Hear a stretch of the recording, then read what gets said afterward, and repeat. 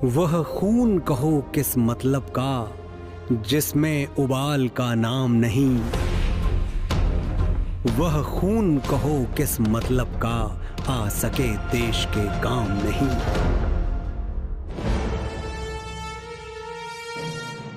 20वीं शताब्दी, यही है वो समय जब गांधी, बोस, पटेल, अंबेडकर जैसी महान विचारधाराएं हमारे देश में प्रचलित हुई और कुछ इस तरह से कि आज हम एक प्रगतिशील और लोकतांत्रिक देश हैं। चलिए देखते हैं कि आजादी के इन वीरों को अब देश कैसे नमन कर रहा है।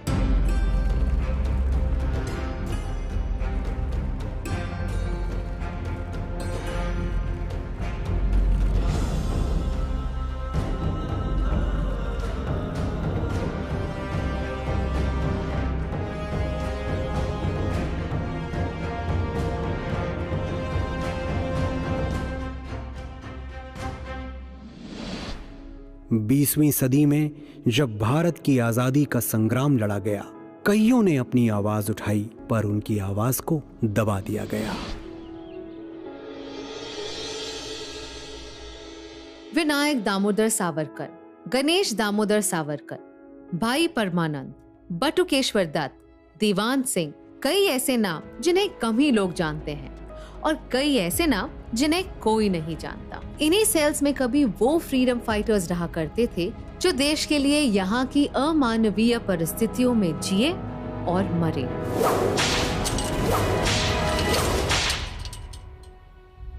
उस अपराध के लिए जिसे देश प्रेम कहते हैं। सेल्यूलर जेल भारत के इतिहास का वो काला पन्ना है जिसे पढ़ना जितना मुश्किल है उतना ही जरूरी भी। अंडमान निकोबार पर सेल्यूलर जेल ऐसे ही खंडहर पड़ा रहे तो देश की नई पीढ़ी को हमारे पूर्वजों ने क्या यातनाएं झेली थी कैसे पता चलेगा। इस जेल में 396 सॉलिटरी सेल्स हैं, 3 फ्लोर्स और 7 विंग्स। जो फ्रीडम फाइटर्स हंगर स्ट्राइक करते उन्हें फोर्स फीड किया जाता। इनफैक्ट कई क्रांतिकारियों की मौत की वजह थी ड्राउन्ड इन मिल्क। यहाँ के ऑयल मिल्स क्रांतिकारियों के शरीर को ही नहीं आत्मा को भी तोड़ते थे। कभी 87 वीरों को एक साथ फांसी दी गई तो कभी टॉर्चर करने के नए तरीके आजमाए गए। हमारे स्वतंत्रता संग्राम के इतिहास को जानना जितना जरूरी है उतना ही उसे संजोना भी जरूरी है, क्योंकि उन वीरों ने अपने सुख दुख की चिंता ना करते हुए यहाँ के गलियारों में इनह्यूमन पनिशमेंट सही, लेकिन वो हारे नहीं, झुके नहीं। वे अंग्रेजों के जुल्म से लड़ते रहे। इन बलिदानियों में सबसे ऊपर नाम है विनायक दामोदर सावरकर का, जिनको प्राइम मिनिस्टर मोदी ने यहाँ आकर श्रद्धांजलि दी। अब आज सेल्यूलर जेल का पुनर्निर्माण हुआ, टूरिस्ट जाते हैं तो वो प्रेरणा लेकर के आते हैं, अच्छा जिस आजादी का सांस मैं ले रहा हूँ, मेरे आजादी के सांस के लिए इन लोगों ने इतना कष्ट झेला था, उनको प्रेरणा मिलती है। पोर्ट ब्लेयर में सिर्फ सेल्यूलर जेल की ही नहीं, एक वक्त पर रॉस आइलैंड कहे जाने वाले आइलैंड की भी एक दिलचस्प कहानी है। भारत के इतिहास की बात की जाए तो नेताजी सुभाष चंद्र बोस का नाम हमेशा आता है। His contribution towards the freedom of India has been huge। पर बहुत ही कम लोग ये जानते हैं कि उन्होंने आजाद हिंद फौज की नींव रखी, जिसने अंडमान एंड निकोबार आइलैंड्स को आजाद करवाया इन द ईयर 1942, यानी भारत की आजादी से 5 साल पहले। जो काम पहले ही हो जाना चाहिए था पर नहीं हो पाया, उसे आजादी के 7 दशकों बाद 30 दिसंबर 2018 को प्राइम मिनिस्टर नरेंद्र मोदी ने किया। नेताजी की इस विरासत को सम्मान देते हुए इस नील आइलैंड का नाम बदलकर शहीद द्वीप और हैवलॉक आइलैंड का नाम बदलकर स्वराज द्वीप कर दिया। सिर्फ इतना ही नहीं, नेताजी की 126वीं जयंती पर प्रधानमंत्री श्री नरेंद्र मोदी जी ने अंडमान और निकोबार द्वीप समूह के 21 द्वीपों के नाम बदलकर उन्हें परमवीर चक्र पुरस्कार विजेताओं के नाम पर रख दिया।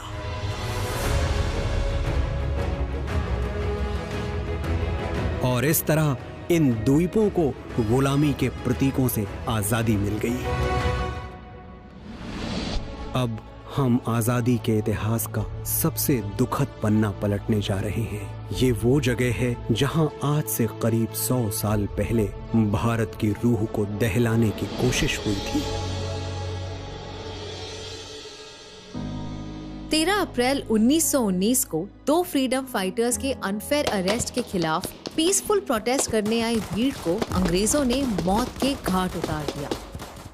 जनरल डायर के ऑर्डर पर जलियांवाला बाग की सिंगल एग्जिट को पूरी तरह ब्लॉक किया गया और फिर ब्रिटिश सोल्जर्स ने बिना किसी वार्निंग के यहाँ मासूमों की लाशें बिछा दी।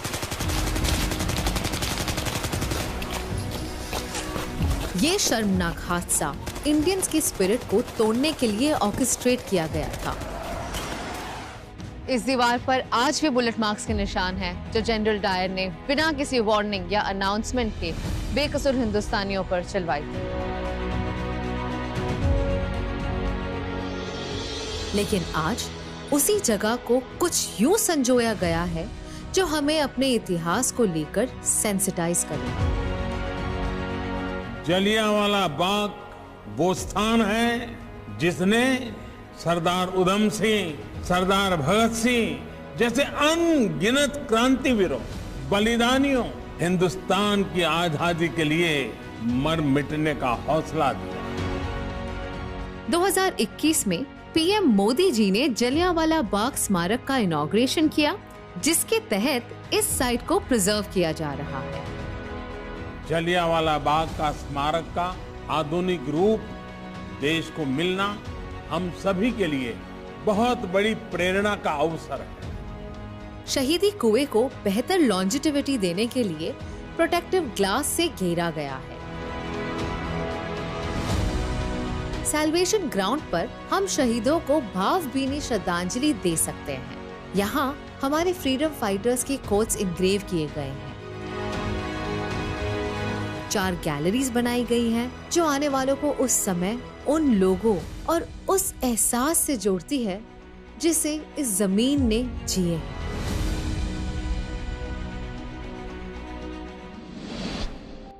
मोहनदास करमचंद गांधी हमारे बापू, जिन्होंने न सिर्फ भारत को अपनी लड़ाई लड़ना सिखाया बल्कि पूरी दुनिया को जीने का एक नया मार्ग भी दिखाया। इनके बारे में जानने के लिए इससे बेहतर स्थान क्या हो सकता है।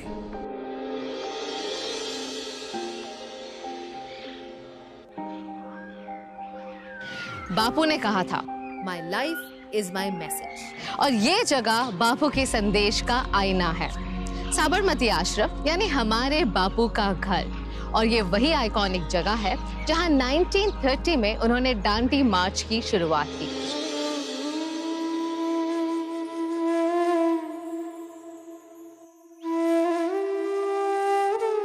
आज देश में उनके आदर्शों का अनदेखा विस्तार होता दिखता है, चाहे वो बापू का स्वच्छ भारत का सपना हो या रूरल इंडिया के अपलिफ्टमेंट का। नया भारत आज उसे जी रहा है। तो ऐसे में बापू की लेगेसी क्यों पीछे रह जाए? दांडी का उल्लेख तो पढ़ते हैं कि 1930 में दांडी भारत की आजादी के आंदोलन में एक टर्निंग पॉइंट था। तो दांडी कहाँ था, क्या हुआ था, उसको आधुनिक रूप में प्रस्तुत करना बहुत जरूरी है। और इसी जज्बे के साथ 2019 में गवर्नमेंट ऑफ इंडिया ने एक रीडेवलपमेंट प्रोजेक्ट अनाउंस किया, जिसके तहत साबरमती आश्रम के अंदर और आसपास के 63 हेरिटेज स्ट्रक्चर्स को रीडेवलप किया जाएगा। एम्फी थिएटर्स, मॉडर्न फैसिलिटीज से लैस होकर ये आश्रम एक वर्ल्ड क्लास मेमोरियल बनेगा, where guests can have an immersive experience and get a glimpse into his simple living and high thinking. हमने कई क्रांतिकारियों और वीरों के बारे में पढ़ा है, पर शायद इतिहास में कुछ अहम नामों का जिक्र रह गया। ये कहानी ऐसे ही एक नाम की है जिनके बिना शायद आज का भारत कुछ ऐसा दिखता।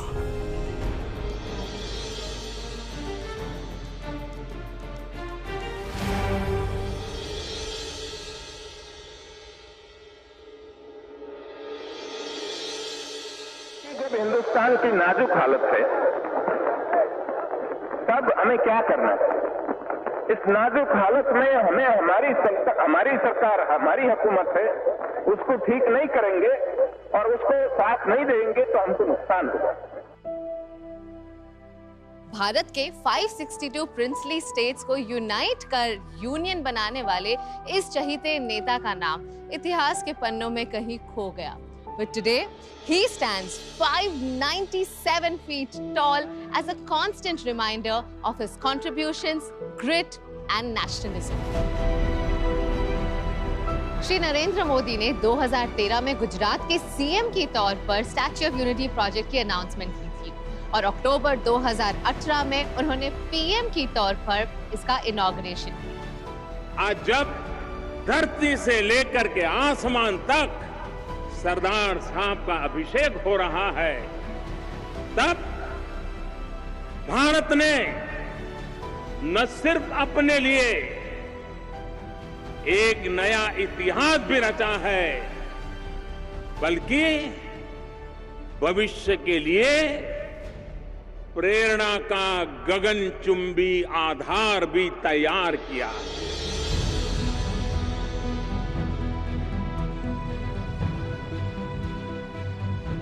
जनता की इस नायक की स्टैच्यू बनाने में प्राइम मिनिस्टर ने जन भागीदारी की मुहिम चलाई।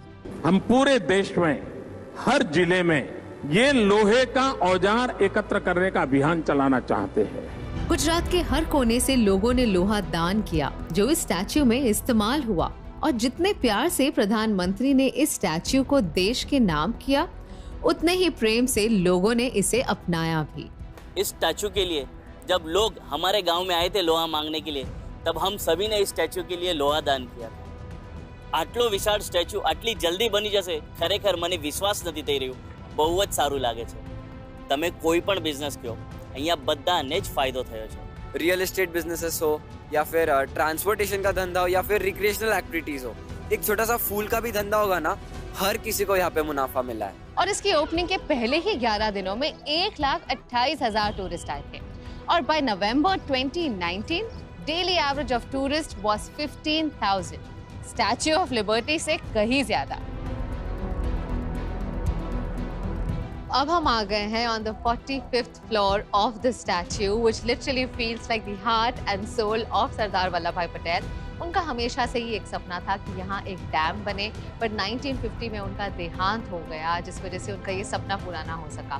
But today his beautiful statue is facing the Sardar Sarovar Dam, which feels like a perfect tribute to this leader. दूर से तो ये स्टैच्यू बहुत ही ह्यूज दिखता ही है, बट पास आकर you realise what an engineering marvel this is और कितनी डिटेलिंग और हार्ड वर्क से इस ब्यूटीफुल स्टैच्यू को बनाया।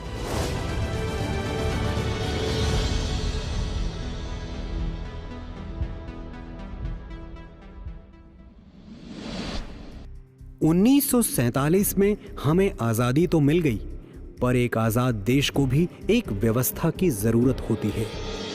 डॉक्टर बाबा साहब अंबेडकर ने हमें संविधान के रूप में ये व्यवस्था प्रदान की, पर क्या आप जानते हैं उनके तीर्थ के बारे में? बाबा साहब भारत के संविधान को रचने वाले, आधुनिक भारत के निर्माता, एक महान स्कॉलर जिनकी लीगल, इकोनॉमिक और सोशल पॉलिसीज देश की आधी आबादी और वंचित वर्ग के अपलिफ्टमेंट की नींव बनी। बाबा साहेब का व्यक्तित्व और योगदान इतना विराट है कि he is seen as the true symbol of equality.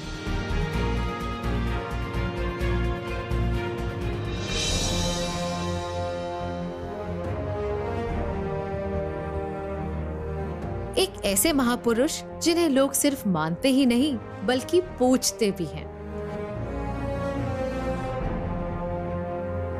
नए भारत का ये फर्ज बनता है कि हम ऐसे महापुरुष के मैमथ कंट्रीब्यूशन को उचित सम्मान दें। हमारे जो पूर्वज थे वो एकदम नीचे पड़ाव में थे, लेकिन बाबा साहब की वजह से उनको उठाया और उनकी वजह से हम भी आज सूझबूझ में घूमते हैं। तो उनके जो उपकार हमारे जीवन में है, हमारे समाज में है, वो अपरंपार है।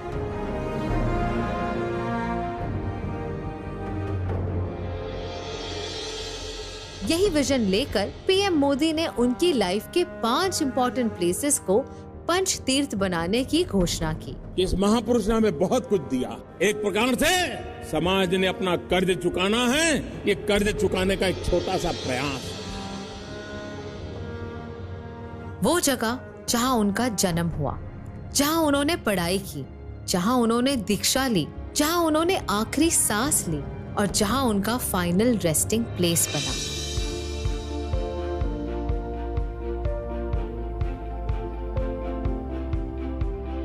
ये उनकी जिंदगी से जुड़ी कुछ महत्वपूर्ण जगहें हैं जिनका मॉडिफिकेशन और प्रेजर्वेशन किया जा रहा है। तो जैसे कि आप जानते हैं, बाबा साहेब को पढ़ने और लिखने का बहुत शौक था और इस कमरे में उनकी इस्तेमाल की गई सारी चीजें, फर्नीचर से लेकर बुक्स तक, सारा कुछ रिक्रिएट किया गया। डॉक्टर अंबेडकर इंटरनेशनल सेंटर और doctor BR Ambedkar national memorial भी डेवलप किया गया है। That represents the Constitution of India and symbolizes empowerment through education. 3.25 acres में फैले और 3 स्टोरी ऊंचे इस सेंटर का उद्देश्य है बाबा साहेब के उस सपने को पूरा करना जो उन्होंने आजाद भारत के लिए देखा था। देश के सोशल और इकोनॉमिक मुद्दों पे रिसर्च से लेकर इम्प्लीमेंटेशन तक का सारा काम यहाँ पिछड़े वर्गों के उत्थान को ध्यान में रखते हुए होता है। एक ऐसे महापुरुष जिनके साथ बचपन से भेदभाव हुआ, लेकिन उन्होंने हमेशा अपना संघर्ष जारी रखा। ये पंचतीर्थ एक जरिया है बाबा साहेब की लाइफ को ट्रिब्यूट देने का और उनके कामों को सेलिब्रेट करने का।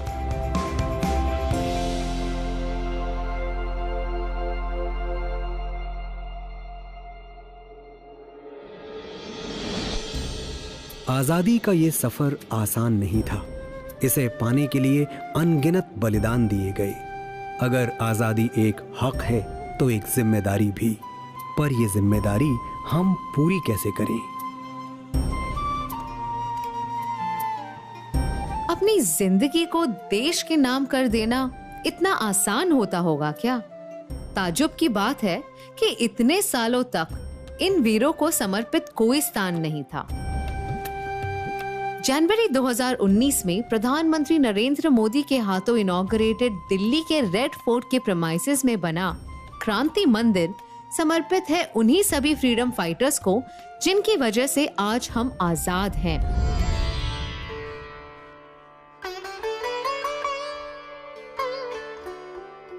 क्रांति मंदिर 5 म्यूजियम्स का एक कलेक्शन है जिनमें शामिल है हमारे नेताजी के बचपन से लेकर उनके स्वतंत्रता संघर्षों तक उनके महान जीवन की पूरी कहानी।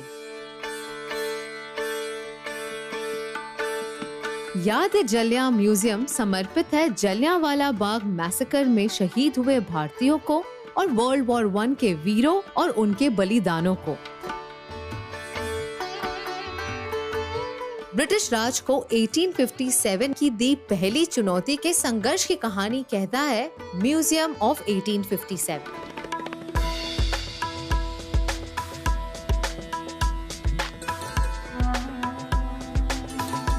इंडिया की 3 सेंचुरीज के आर्ट और कल्चर को गर्व से दर्शाता है दृश्य कला म्यूजियम।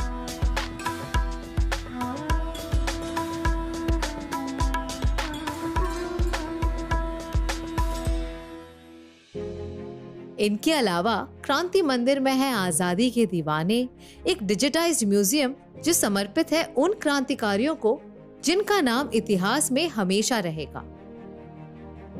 क्रांति मंदिर एक कोशिश है हमें ये याद दिलाने की कि हमारी आजादी की कीमत कितनी बड़ी है और किन लोगों ने चुकाई है।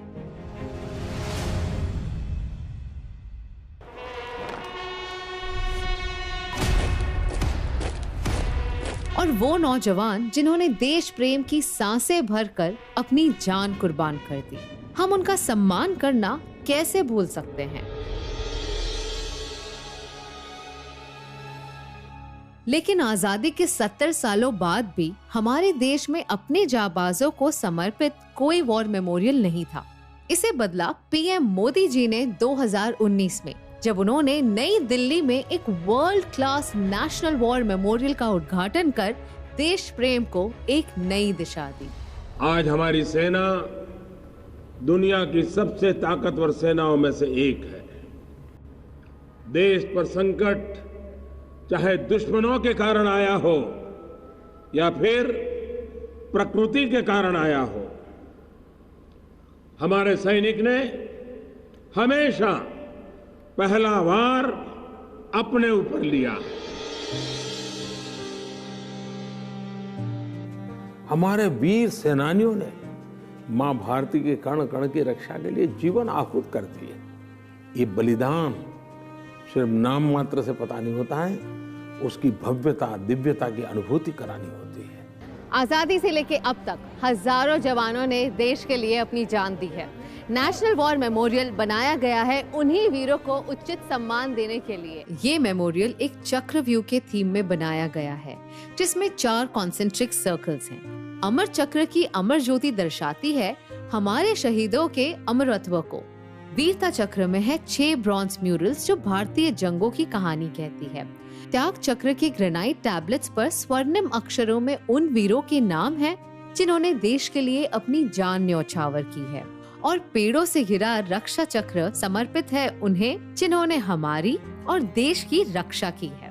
पर इस मेमोरियल की सबसे खास बात है यहाँ की नेक्स्ट ऑफ किन सेरेमनी। सिर्फ शहीद ही नहीं, उनके परिवार वालों ने भी कुर्बानी दी है, किसी अपने की कुर्बानी। इस सेरेमनी में उन्हें यहाँ बुलाकर शहीदों को श्रद्धांजलि अर्पण करने का मान दिया जाता है। मरेंगे हम भी, लेकिन कहीं ना कहीं इन सब चीज़ों को देखकर ये लगता है कि मरे तो मौत मिले तो ऐसी मिले, तो मरने के बाद भी लोग हमको देखें, याद करें, क्योंकि एक भीड़ का हिस्सा तो पता नहीं कितने लोग होते चले गए, हमको पता ही नहीं है। 12 दिन 13 दिन लोग याद करते हैं, उसके बाद कुछ पता ही नहीं। आज जब नेशनल वॉर मेमोरियल बनता है तो उस हर परिवार को संतोष होता है, अच्छा मेरे पूर्वजों ने मातृभूमि की रक्षा के लिए जो बलिदान दिया था, मेरा देश उनको भूलता नहीं है, आज भी याद करता है। इस नेशनल वॉर मेमोरियल के बनने से हमारे शहीदों का नाम और उनकी वीरता का ब्यौरा हमारे जहन में हमेशा जिंदा रहेगा।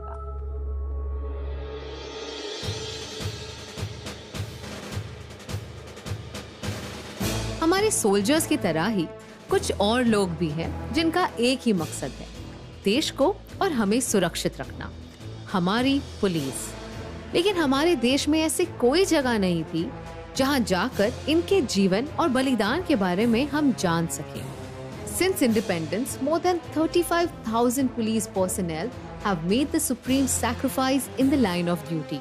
हमारे इन्हीं प्रोटेक्टर्स को समर्पित है देश का नेशनल पुलिस मेमोरियल। इसके बीचों बीच बना 30 फुट ऊंचा ब्लैक ग्रेनाइट शिल्प पुलिस कर्मियों की स्ट्रेंथ और परसिस्टेंस को दर्शाता है और इसके नीचे बहती 60 फुट नदी उनकी सेवा को। स्मारक के बेसमेंट में एक एग्जीबिशन सेंटर है उन वीरों को समर्पित जिन्होंने देश की सेवा में अपनी जान दे दी। वॉल ऑफ वैलर में ऐसे 35,000 से ज्यादा वीरों का नाम अंकित है। बहुत सारे लोग हैं जो पुलिस फोर्स में है और मैंने बचपन से देखा है कि यार दिन हो रात हो, दिवाली होली, उन्हें कभी भी कॉल आ जाए उनको भागना पड़ता है। जब यहाँ आते हैं और देखते हैं कि यार उनके सेक्रीफाइस को, उनके एफर्ट्स के लिए कुछ किया जा रहा है, उनके मेमोरियल के लिए कुछ मतलब हम लोग बना रहे हैं, तो यार बहुत अच्छा लगता है ये सब देख के, मतलब बहुत खुशी होती है अंदर से। 2002 में अटल जी की सरकार ने जो सपना देखा था उसे साकार किया प्रधानमंत्री मोदी जी ने 2018 में।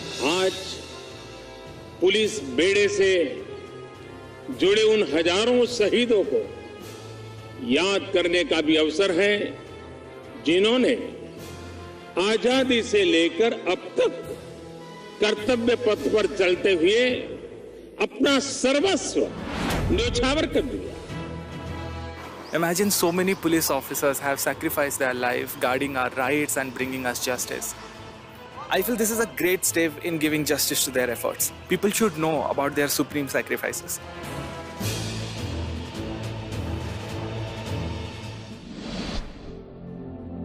नया भारत किसी का गुलाम नहीं है, ये एक स्वतंत्र देश है जो सिर्फ लोकतंत्र की राह पर चलेगा। लेकिन शायद आज भी गुलामी की कुछ निशानियां हमारे जहन में रह गई हैं, जिन्हें निकालना जरूरी है।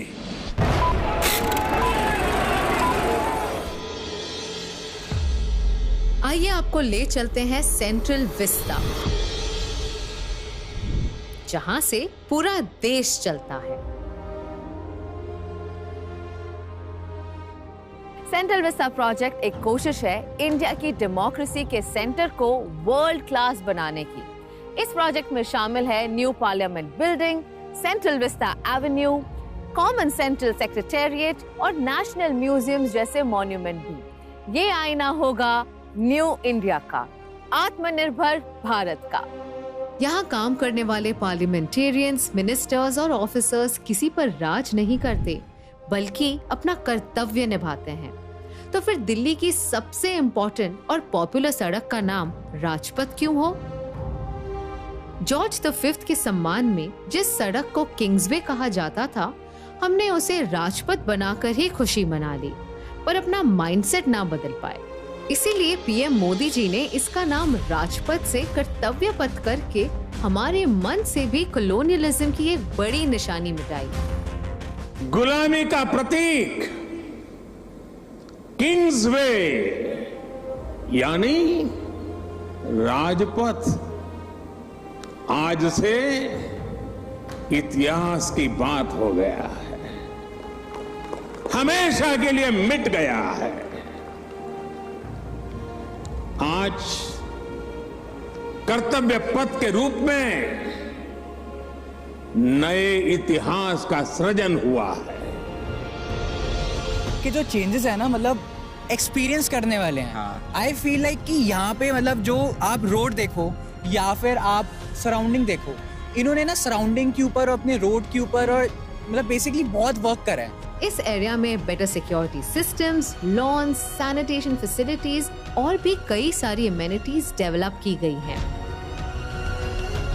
यहाँ पर आके जितना सुकून मिला, ऐसे लगा यहाँ पर आके फील होता है कि हम भारत माता के हैं। Only when the blood of freedom-loving Indians begins to flow, will India attain a freedom. इनकलाब जिंदाबाद। कर्तव्य पथ की दूसरी छोर पर इंडिया गेट के पास अब हमें देखने को मिलेगा 28 फीट लंबा नेताजी सुभाष चंद्र बोस का स्टैच्यू। इतिहास के इस मोड़ को तो समझिए कि जिस कैनपी को बनाया गया था किंग जॉर्ज के स्टैच्यू को लगाने के लिए, आज वही अखंड भारत के पहले प्रधानमंत्री की स्टैच्यू है जिन्होंने इंडियन नेशनल आर्मी की स्थापना की।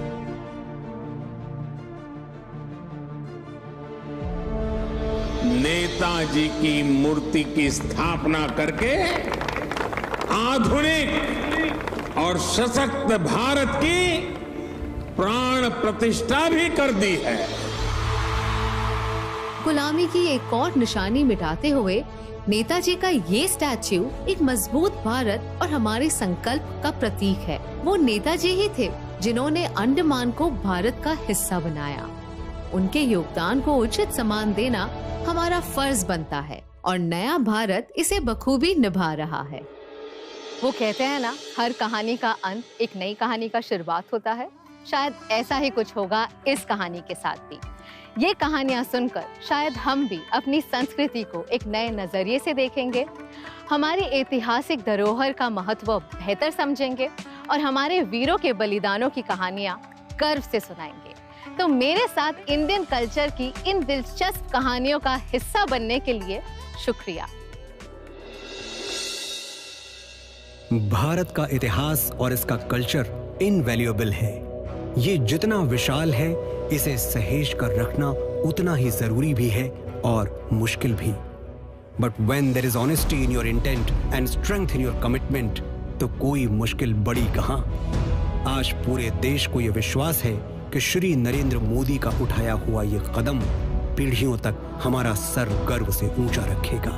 This is a giant step towards honoring our heritage, history and heroes. And this is just the beginning. Jai Hind.